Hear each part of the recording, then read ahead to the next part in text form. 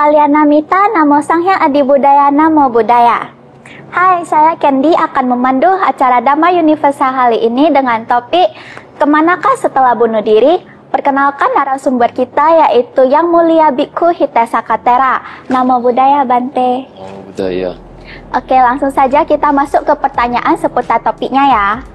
Bante, mengapa belakangan ini seringkali muncul gelombang aksi melukai diri di kalangan remaja? Apakah ini termasuk karma kolektif?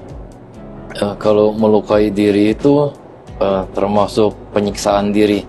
Jadi biasanya kalau seseorang itu ada suatu penolakan terhadap kondisinya.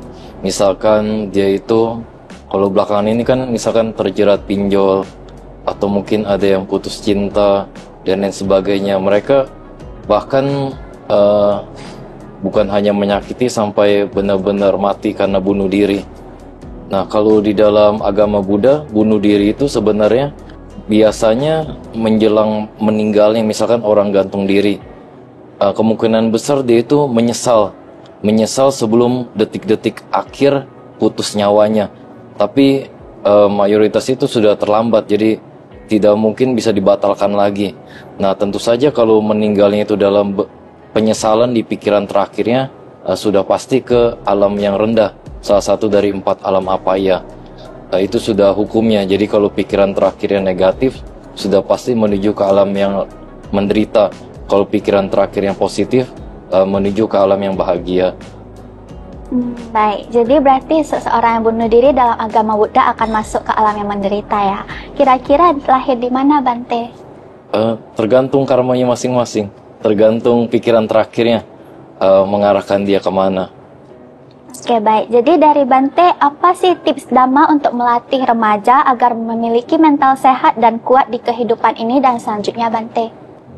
Tips dari Bante, sebaiknya kalau anak muda itu lebih bisa menerima keadaan diri sendiri, lalu menyadari bahwa kelahiran sebagai manusia itu sebagai sesuatu yang mulia dan keberuntungan besar. Nah, kalau di dalam bahasa Pali itu disebut Dulaba Manusata Patilabo, sungguh sangat jarang atau sulit dapat terlahir sebagai manusia. Jadi misalkan sekarang ini di dunia ini, anggaplah ada 8 miliar manusia.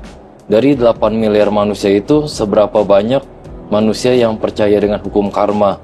Dari sedikit manusia yang percaya hukum karma, seberapa banyak yang menjalankan Pancasila Buddhis? Dari sedikit yang menjalankan Pancasila Buddhis, seberapa banyak yang mau melatih meditasi? Nah, itu lebih sedikit lagi orangnya. Dari manusia-manusia atau orang yang mau melatih meditasi, lebih sedikit lagi manusia yang berhasil di dalam latihan meditasinya. Jadi bisa terlahir sebagai manusia aja itu suatu keberuntungan. Dan faktor lain adalah sangga itu munculnya cuma di alam manusia.